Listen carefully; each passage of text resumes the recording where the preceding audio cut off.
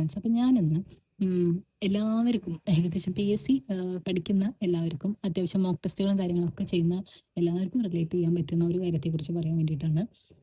നമ്മൾ എക്സാം എഴുതി ഇങ്ങനെ കണ്ടിന്യൂസ് ആയിട്ട് എക്സാം എഴുതി എഴുതി വരുന്ന സമയത്ത് ചില മാർക്കിൽ നിങ്ങൾ സ്റ്റക്കായി പോകാറുണ്ടോ?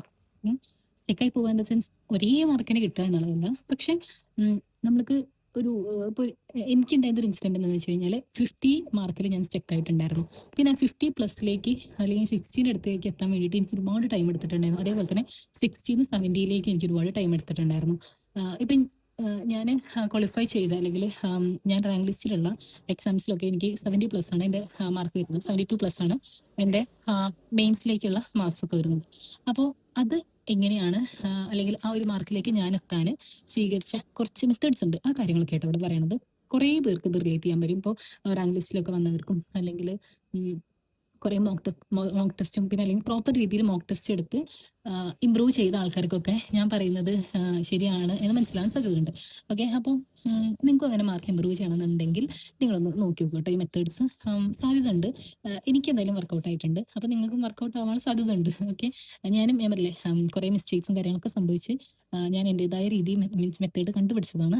പിന്നെ പലരും പറഞ്ഞിട്ടും മീൻസ് പലരും പല കാര്യങ്ങളും പറഞ്ഞ സാധനങ്ങളും കൂടി അതായത് എൻ്റെ ഫ്രണ്ട്സിൻ്റെ ഫ്രണ്ട്സും അങ്ങനെയൊക്കെ കുറേ പേര് പറഞ്ഞു തന്ന കുറച്ച് കാര്യങ്ങൾ ഇൻക്ലൂഡ് ചെയ്തിട്ടുള്ള കുറേ മെത്തേഡ്സാണ് ഞാൻ പരീക്ഷിച്ചിട്ടുണ്ടായിരുന്നത്. അപ്പോൾ എല്ലാം കൂടി കമ്പൈൻ ചെയ്തപ്പോഴാണ് എനിക്കൊരു പ്രോപ്പർ ഔട്ട്കം കിട്ടിയിട്ടുണ്ടായിരുന്നത്.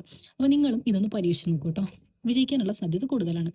അപ്പോൾ എന്താണെന്ന് വെച്ച് കഴിഞ്ഞാൽ നിങ്ങളൊരു മോക്ക് ടെസ്റ്റ് എഴുതുമ്പോൾ നിങ്ങൾ എന്താണ് ഒരു മോക്ക് ടെസ്റ്റ് കൊണ്ട് ശരിക്കും ഉദ്ദേശിക്കുന്നത് അത് ഫസ്റ്റ് മീൻസ് നിങ്ങളത് ശരിക്കും ചിന്തിച്ച് നോക്കി. ജസ്റ്റ് നിങ്ങളുടെ മാർക്ക് എത്രയാണ് ഒരു എക്സാം എഴുതുന്ന സമയത്ത് അല്ലെങ്കിൽ ആ സമയത്ത് ഒരു എക്സാം നടക്കുകയാണെങ്കിൽ നിങ്ങൾക്ക് കിട്ടാൻ സാധ്യതയുള്ള ഒരു മാർക്ക് എന്താണ് എന്ന് ജസ്റ്റ് മനസ്സിലാക്കുക എന്നുള്ളതാണ് ഇതിൻ്റെ ഉദ്ദേശം. ഒരു കാര്യം പറയട്ടെ, അതല്ല സത്യത്തിൽ ഒരു മോക്ക് ടെസ്റ്റ് എന്നുള്ളത് കൊണ്ട് ഉദ്ദേശിക്കുന്നത് കേട്ടോ. ഡെയിലി നമ്മൾ ചെയ്യുന്ന ഒരു പ്രീവിയസ് ഇയർ ക്വസ്റ്റ്യൻ പേപ്പറിൻ്റെ മീൻസ് അത് നമ്മൾ ചെയ്യാന്നുണ്ടെങ്കിൽ അത് മീൻസ് ആ ഒരു ടെസ്റ്റ് എടുക്കുന്ന സമയത്ത് നമുക്ക് നമ്മളുടെ മാർക്ക് എത്രയാണ് നമ്മളുടെ ഒരു ലെവൽ എന്താ എന്നുള്ള കാര്യം മനസ്സിലാക്കുക മാത്രമല്ല ആ ഒരു എക്സാമിൻ്റെ ഉദ്ദേശം മോക്ക് ടെസ്റ്റിൻ്റെ ഉദ്ദേശം എന്ന് പറയുന്നത് ആ മോക്ക് ടെസ്റ്റിന് ശരിക്കുള്ള ഉദ്ദേശം എന്ന് പറഞ്ഞു കഴിഞ്ഞാൽ നമ്മളുടെ അവസ്ഥ എന്താണ്, അതായത് നമ്മൾ ഏത് കണ്ടീഷനിലാണ് ഇപ്പം നിൽക്കുന്നത്, നമ്മൾ ലൈക്ക് ഏത് വിഷയങ്ങളിലാണ് അല്ലെങ്കിൽ ഏത് സബ്ജക്ട്സിലാണ് നമ്മൾ വീക്ക്, ഏത് സബ്ജക്ട്സിലാണ് നമ്മൾ സ്ട്രോങ്, നമ്മൾ എത്ര നെഗറ്റീവ് അടിക്കുന്നുണ്ട്, ഇങ്ങനത്തെ കാര്യങ്ങളൊക്കെ മനസ്സിലാക്കുക എന്നുള്ളതാണ് നമ്മൾ ഒരു മോക്ക് ടെസ്റ്റ് ചെയ്യുന്ന സമയത്ത് ശ്രദ്ധിക്കേണ്ട കാര്യം. മാർക്കൊക്കെ നമ്മൾ സെക്കൻഡറി ആയിട്ടുള്ള കാര്യമായിട്ട് കൺസിഡർ ചെയ്താൽ മതി. ഓക്കെ, ഇപ്പോൾ നിങ്ങൾക്ക് മാർക്ക് ചില സബ്ജക്റ്റിൽ ചിലപ്പോൾ നിങ്ങളിപ്പോൾ മോക്ക് ടെസ്റ്റ് ചെയ്ത് ഒന്ന് ചെയ്യാൻ ശ്രമിക്കുന്നവർക്ക് മനസ്സിലാവും ചില ഏരിയസിൽ നമുക്ക് എത്ര ചെയ്താലും മാർക്ക് കിട്ടില്ല. അപ്പോൾ നമ്മൾ എന്താ ചെയ്യേണ്ടത്?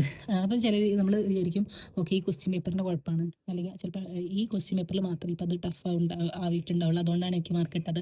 പക്ഷെ ശരിക്കും അങ്ങനെ ആവണമെന്നില്ല. നിങ്ങൾക്ക് ആ ഒരു ഏരിയയിലുള്ള മാർക്ക് അല്ലെങ്കിൽ ആ ഏരിയയിലുള്ള സ്കോർ കൂടാത്തതിൻ്റെ റീസൺ എന്ന് പറഞ്ഞാൽ നിങ്ങൾക്ക് അതിനെക്കുറിച്ച് ചിലപ്പോൾ ഐഡിയ കുറച്ച് കുറവുണ്ടാവും.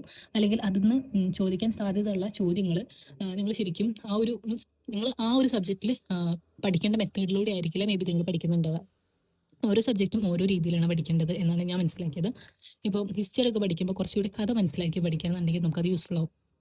ഓക്കെ, പിന്നെ എനിക്ക് മനസ്സിലായിടത്തോളം ഈ ആർട്സ് ആൻഡ് കൾച്ചർ അല്ലെങ്കിൽ ആ സ്പോർട്സ് റിലേറ്റഡ് ആയിട്ടുള്ള സംഭവങ്ങളില്ലേ അതൊക്കെ കുറേയൊക്കെ പ്രീവിയസ് ഇയർ ക്വസ്റ്റ്യൻ പേപ്പേഴ്സ് നോക്കിയാൽ മനസ്സിലാവും. അതേപോലെ ഇംഗ്ലീഷും മലയാളമൊക്കെ പ്രീവിയസ് ഇയർ കുറച്ചും കൂടി ഇമ്പോർട്ടൻസ് ഉണ്ട്. മലയാളത്തിന് ഒരുപാട് ഇമ്പോർട്ടൻസ് ഉണ്ട് പ്രീവിയസ് ഇയർ. ഓക്കെ, അപ്പം അങ്ങനെ ഓരോ സബ്ജക്റ്റ് പഠിക്കുന്നതിനും ഓരോ മെത്തേഡ്സ് ആണ് ഞാൻ ഫോളോ ചെയ്തിട്ടുണ്ടായിരുന്നത്. ഓക്കെ, സബ്ജക്ട്സ് എങ്ങനെ പഠിക്കേണ്ടതെന്നുള്ള കാര്യത്തിനെ കുറിച്ച് ഞാൻ പിന്നീട് ഒരു ഡീറ്റെയിൽ ആയിട്ടുള്ള വീഡിയോനെ ചെയ്യാൻ ശ്രമിക്കാം കേട്ടോ. നിങ്ങൾക്ക് ആവശ്യമുണ്ടെന്നുണ്ടെങ്കിൽ അതവിടെ നിൽക്കട്ടെ. അപ്പോൾ മോക്ക് ടെസ്റ്റിലേക്ക് നമുക്ക് വീണ്ടും തിരിച്ചുതരാം. അപ്പോൾ ഈ മോക്ക് ടെസ്റ്റ് എന്ന് പറയുന്ന സമയത്ത് നമ്മൾ എഴുതുന്ന ഒരു പ്രീവിയസ് ഇയർ ക്വസ്റ്റ്യൻ പേപ്പർ നമ്മൾ എക്സാം എഴുതുന്നു.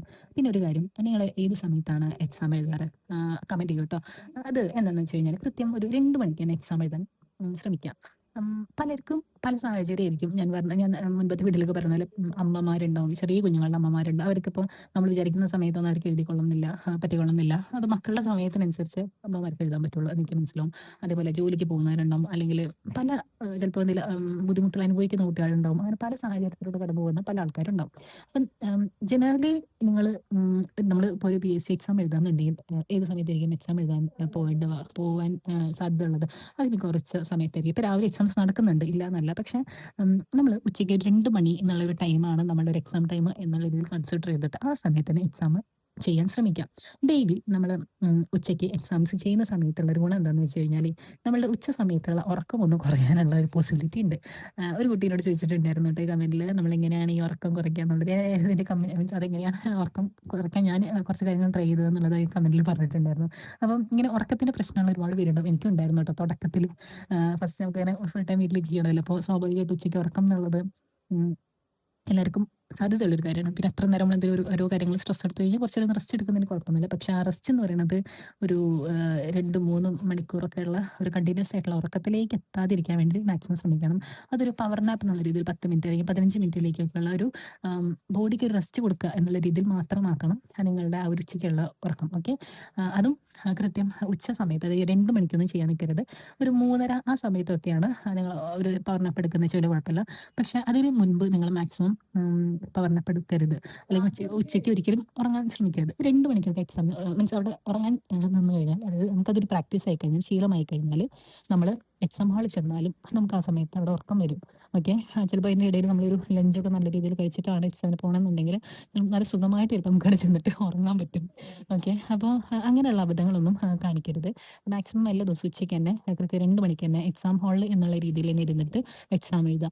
ഒരു OMR ബുക്ക് വാങ്ങുക. OMR ബുക്ക് വാങ്ങിയിട്ട് കൃത്യമായിട്ട് അതിൽ എല്ലാ ദിവസവും നമ്മുടെ എക്സാമിന്റെ കോഡ്, ക്വസ്റ്റ്യൻ പേപ്പറിന്റെ കോഡ്, ഡേറ്റ്, പിന്നെ അങ്ങനത്തെ കാര്യങ്ങളൊക്കെ എഴുതി വെക്കുക. ബേസിക് ഡീറ്റെയിൽസും കാര്യങ്ങളൊക്കെ എഴുതി വെക്കാം. എന്നിട്ട് എക്സാം എഴുതുക. അത് കറക്റ്റ് ടൈം തന്നെ. നമ്മൾ സാധാരണ എക്സാം ഹാളിൽ എത്ര ടൈം എടുക്കുന്നു അത്ര ടൈം എടുക്കരുത്. അതിനേക്കാൾ ഒരു 15 മിനിറ്റ് കുറച്ചിട്ട് മാത്രമേ നിങ്ങൾ ചെയ്യാവൂ. ഓക്കെ. എന്നാൽ മാത്രമേ നമുക്ക് ആ ടൈം മാനേജ്മെന്റ് പ്രോപ്പർ ആവുള്ളൂ.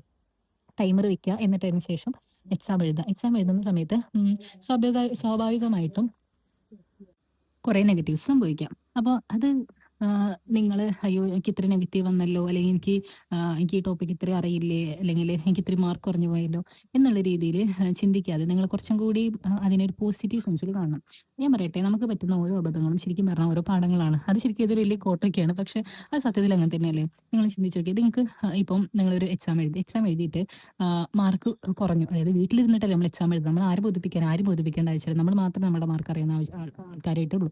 അപ്പം എന്താ നമുക്ക് അവിടെ മിസ്റ്റേക്സ് പറ്റുകയാണെന്നുണ്ടെങ്കിൽ നല്ല കാര്യമായിട്ട് മാത്രം നിങ്ങൾ കൺസിഡർ ചെയ്താൽ മതി. കാരണം അത് വീണ്ടും റിവിഷൻ ചെയ്യാനുള്ള ഒരു ടോപ്പിക്കായിട്ട് മാത്രം ആണ് നമ്മൾ ചിന്തിക്കേണ്ടത്. ഓക്കെ. നിങ്ങൾക്കിപ്പം ഹിസ്റ്ററി എന്നുള്ള പോർഷനിൽ ഇപ്പം പോർച്ചുഗീസുകാരോട് ബന്ധപ്പെട്ട, അതായത് യൂറോപ്യന്മാരുടെ ആഗമനം എന്നുള്ള ടോപ്പിക്കിന്റെ അണ്ടറിൽ വരുന്ന പോർച്ചുഗീസുകാരുമായിട്ട് ബന്ധപ്പെട്ട ഒരു ചോദ്യമാണ് മിസ്റ്റേക്ക് സംഭവിച്ചതെന്നുണ്ടെങ്കിൽ നിങ്ങൾ ശരിക്കും എന്താ ചെയ്യാറ്? ജസ്റ്റ് ആ പോർച്ചുഗീസ് ആ ഒരു ക്വസ്റ്റ്യൻ മാത്രം, അതിന്റെ ആൻസർ മാത്രം വായിച്ചു പോവാണോ ചെയ്യാറ്? അതോ നിങ്ങൾ അതും ചെയ്യാറില്ലേ? നമ്മൾ ഇങ്ങനെ ഒരു കാര്യം വരട്ടെ, നമ്മൾ ശരിക്കും അങ്ങനെ അല്ല കേട്ടോ ചെയ്യേണ്ടത്. നമ്മൾ ആ ഒരു മിസ്റ്റേക്ക് സംഭവിക്കുന്ന സമയത്ത്, ഒരു ക്വസ്റ്റ്യനിൽ ഒരു മിസ്റ്റേക്ക് പറ്റുമ്പോൾ ആ ക്വസ്റ്റ്യൻ മാത്രം, അല്ലെങ്കിൽ ആ ഒരു ആൻസർ മാത്രം പഠിക്കാതെ ആ ഒരു പോർഷൻ മൊത്തം റിവൈസ് ചെയ്യാം. എനിക്കറിയാം ഇതിങ്ങനെ ഇത്രയും ടോപ്പിക്സ് ഇങ്ങനെ ഞാനൊരു സമയത്ത് റിവൈസ് ചെയ്യുക എന്ന് ചിന്തിക്കുന്നവരോടാണ് ഞാൻ ഒരു കാര്യം പറയണത്. നമ്മളല്ലേ ഒരു നിങ്ങൾ ശരിക്കും ഈ വലിയ അച്ചീവേഴ്സിനോടൊക്കെ ഒന്ന് ചോദിച്ചു നോക്കുക. അതായത് നല്ല റാങ്ക് കിട്ടി ഇപ്പോൾ ജോലിക്കൊക്കെ കയറി നല്ല രീതിയിൽ പോസ്റ്റിലൊക്കെ ഇരിക്കുന്ന ആൾക്കാരോട് ചോദിച്ചാൽ അറിയാൻ പറ്റുന്ന ഒരു കാര്യമുണ്ടാവും. ഞാനിങ്ങനെ കുറേ വീഡിയോസ് കണ്ടിട്ടുണ്ട് കേട്ടോ. അപ്പോൾ അതിലൊക്കെ ഞാൻ കണ്ടൊരു കാര്യം എന്ന് പറഞ്ഞാൽ, അവർ പഠിക്കുന്ന ടൈമിൻ്റെ എത്രയാണോ അത്ര തന്നെ റിവിഷനും ടൈം കൊടുത്തിട്ടുണ്ടായിരുന്നു. എത്രയാണോ നമ്മൾ പഠിക്കുന്നത് അത് വീണ്ടും വീണ്ടും റിവൈസ് ചെയ്തുകൊണ്ട് മാത്രമാണ് അവർക്ക് അച്ചീവ് ചെയ്യാൻ പറ്റിയിട്ടുള്ളത് എന്നാണ് അവർ പറഞ്ഞിട്ടുള്ളത്. പിന്നെ അത് നമുക്ക് ശരിക്കും മനസ്സിലാവുന്നുണ്ട്. ചില ക്വസ്റ്റ്യൻസ് കാണുമ്പോൾ അല്ലേ, അതായത് നമ്മൾ എവിടെയോ കണ്ടു മറന്നിട്ടുണ്ട്, പക്ഷെ നമുക്ക് ഉത്തരം അറിയില്ല, അല്ലെങ്കിൽ കൺഫ്യൂഷൻ ഉണ്ടാക്കുന്ന കുറേ ക്വസ്റ്റ്യൻസ് നമ്മൾ എക്സാം ഹാളിൽ ഇരിക്കുമ്പോൾ കാണാൻ പറ്റും. അത് എന്തുകൊണ്ടായിരിക്കും? നമ്മൾ കണ്ടു മറന്നൊരു ചോദ്യം നമുക്ക് എന്തുകൊണ്ടായിരിക്കും ഉത്തരം എഴുതാൻ പറ്റും? നമ്മൾ സമയത്ത് പഠിച്ചൊരു ചോദ്യമായിരിക്കില്ലേ നമ്മളവിടെ തെറ്റിച്ചിട്ടുണ്ടാവുക. അപ്പോൾ അവിടെ എന്തിൻ്റെ ഒരു കുറവായിരിക്കും? അത് സ്വാഭാവികമായിട്ടും റിവിഷൻ തന്നെയാണ്. റിവിഷന്റെ കുറവ് കൊണ്ട് മാത്രമാണ് നമുക്ക് അവിടെ ആ ഒരു ഉത്തരം എഴുതാൻ പറ്റാത്തത്.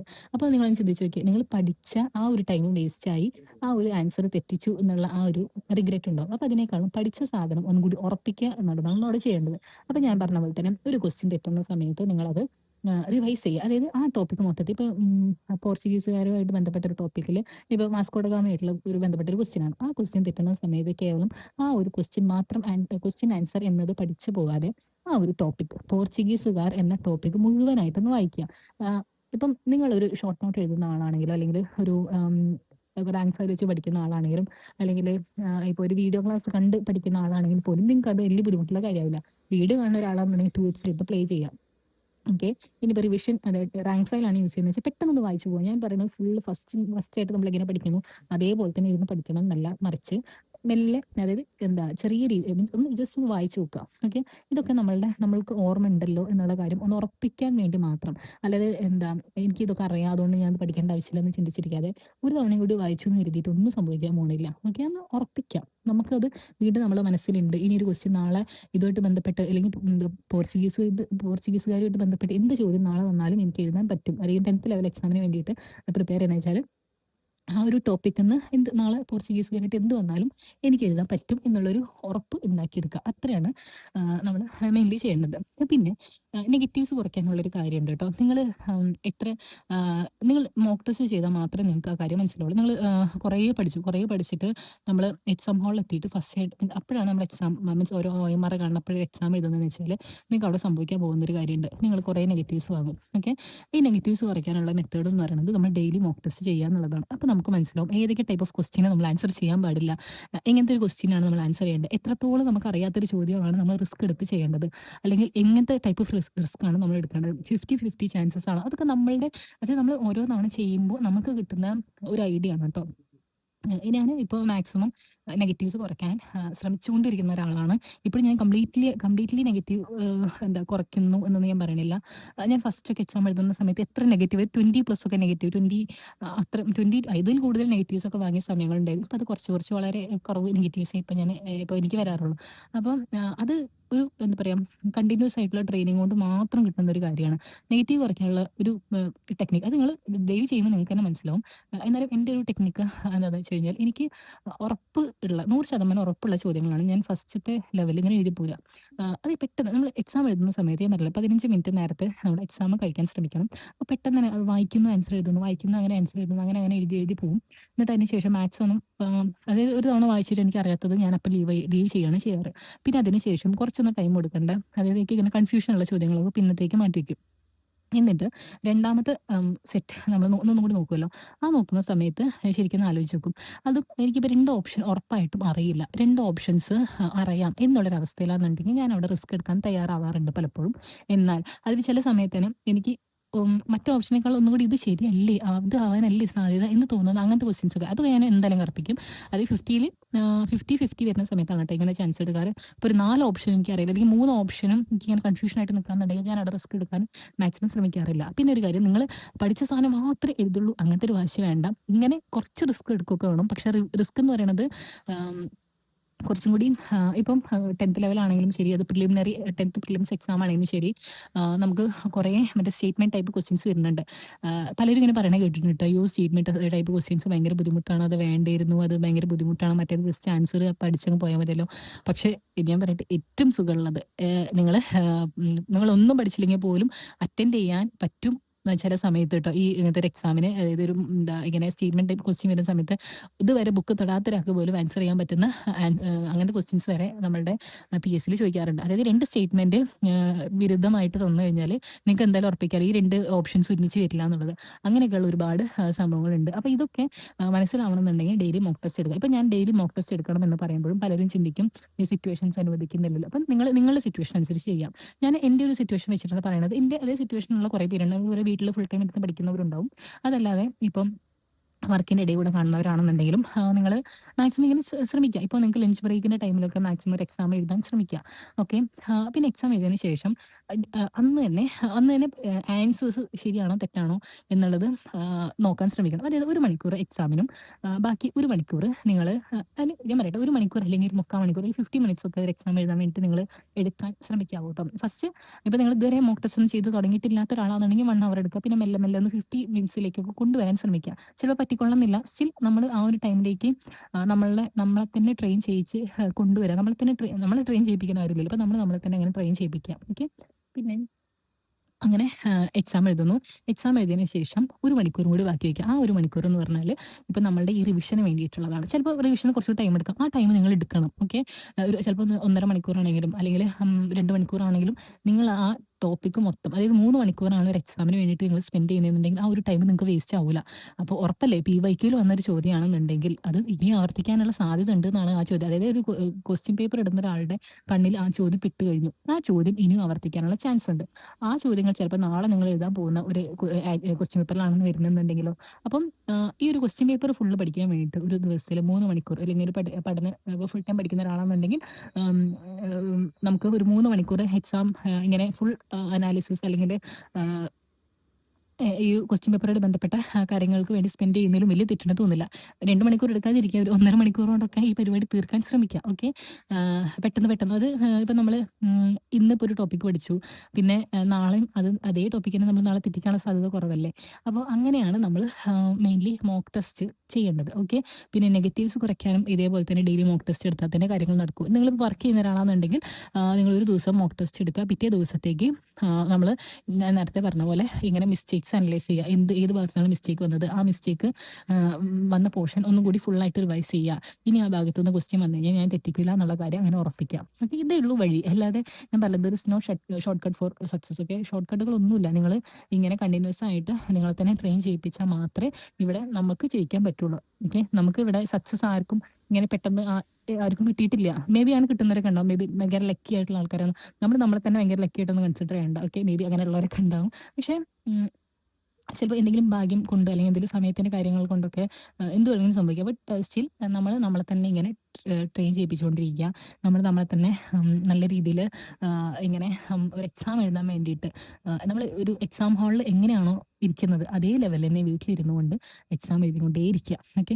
സക്സസ് എന്തായാലും വരും. ഓക്കെ. അത് കുറച്ച് ടൈം എടുത്തിട്ടാണെങ്കിലും വരും. അതെനിക്ക് ഉറപ്പുണ്ട്. ഞാൻ പറയണത് ഇപ്പം ജോലി കിട്ടുമോ കിട്ടില്ല എന്നൊന്നും ഇപ്പം എൻ്റെ കാര്യത്തിൽ എനിക്കറിയില്ല.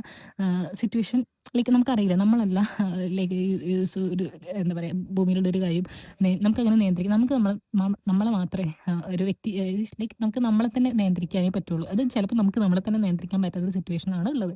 ഓക്കെ. അപ്പം അങ്ങനെ ഇരിക്കുമ്പം നമ്മൾ എങ്ങനെയാണ് ചുറ്റുമുള്ള കാര്യങ്ങളെ കുറിച്ച് നിയന്ത്രിക്കുക. അറ്റ്ലീസ്റ്റ് നമുക്കവിടെ ചെയ്യാൻ പറ്റുന്ന കാര്യം നമ്മൾ നല്ലോണം പഠിക്കുക. നമുക്ക് ഒരു റാങ്ക് ലിസ്റ്റിൽ വരാനുള്ള മാർക്ക് ഉണ്ടാക്കുക എന്നുള്ള കാര്യങ്ങൾ മാത്രമേ നമുക്കിവിടെ ചെയ്യാൻ പറ്റുള്ളൂ. ആ കാര്യങ്ങൾ നമ്മുടെ ഭാഗം ക്ലിയറായി ചെയ്യുക. ബാക്കി സിറ്റുവേഷൻസ് എന്തോ ആവട്ടെ. ഓക്കെ. ഇപ്പം എന്താ നമുക്കറിയാം ഇപ്പം എന്തൊക്കെയോ കാര്യങ്ങളൊക്കെ നടക്കുന്നുണ്ട്. നമ്മൾ ഓരോ ന്യൂസൊക്കെ കാണുമ്പോൾ പലതും നടക്കുന്നൊക്കെ ഉണ്ട്. അത് നമ്മൾ വല്ലാണ്ട് കെയർ ചെയ്യുക. ഇത് പഠിച്ച് കിട്ടുമോ കിട്ടൂല എന്നൊക്കെയാണല്ലോ ഓരോരുത്തർ പറയണേ. പലർക്കും പല അഭിപ്രായം ഉണ്ടാവും. പക്ഷേ വിശ്വസിക്കുക. ഓക്കെ. നമ്മൾ ബിലീവ് ചെയ്യുക. നമ്മൾ വർക്ക് ചെയ്യുക. നമുക്ക് റിസൾട്ട് ഉണ്ടാക്കാം. ഇത്രയേ ഉള്ളൂ എനിക്ക് മനസ്സിലായത്. ഓക്കെ. അപ്പോൾ അതൊക്കെയാണ് കാര്യങ്ങൾ. പിന്നെ നിങ്ങൾ ഈ വീഡിയോ ഫുള്ളായിട്ട് കണ്ടിട്ടുണ്ടെന്നുണ്ടെങ്കിൽ എനിക്ക് ഉറപ്പാണ് നിങ്ങൾ നല്ല രീതിയിൽ തന്നെ ഈ ഒരു എക്സാമിന് വേണ്ടിയിട്ട് മീൻസ് ഒരു എക്സാംസിന് വേണ്ടി പ്രിപ്പയർ ചെയ്യുന്നുണ്ട്. അത്രയും നിങ്ങൾ വർക്ക് ചെയ്യുന്നുണ്ട് എനിക്ക് ഉറപ്പുണ്ട്. അല്ലാതെ നിങ്ങളിത് ഫുള്ളായിരുന്ന് കണ്ട ആവശ്യമില്ലല്ലോ. ഏകദേശം ഒരു 16 മിനിറ്റിൽ കൂടുതൽ ഉള്ളൊരു വീഡിയോ ആണത്. അപ്പം എനിക്ക് ഉറപ്പായിട്ടും അതായത് ലൈക്ക് എന്നെ കൊണ്ടാവുന്ന രീതിയിലൊക്കെ എനിക്ക് ലൈക്ക് ഞാൻ ഈ കുറച്ച് കാലങ്ങൾ കൊണ്ട് അല്ലെങ്കിൽ 2 കൊല്ലം കൊണ്ട് ഞാൻ പഠിച്ച സെൽഫ് പ്രിപ്പയർ ചെയ്യുന്ന സമയത്ത് എനിക്ക് ഞാൻ മനസ്സിലാക്കിയ കുറേ കാര്യങ്ങൾ എനിക്ക് നിങ്ങൾക്ക് ഷെയർ ചെയ്യാൻ പറ്റും.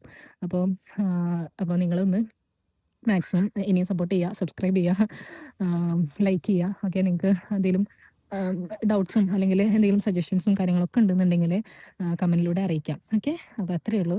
Thank you so much for watching. Thank you. By.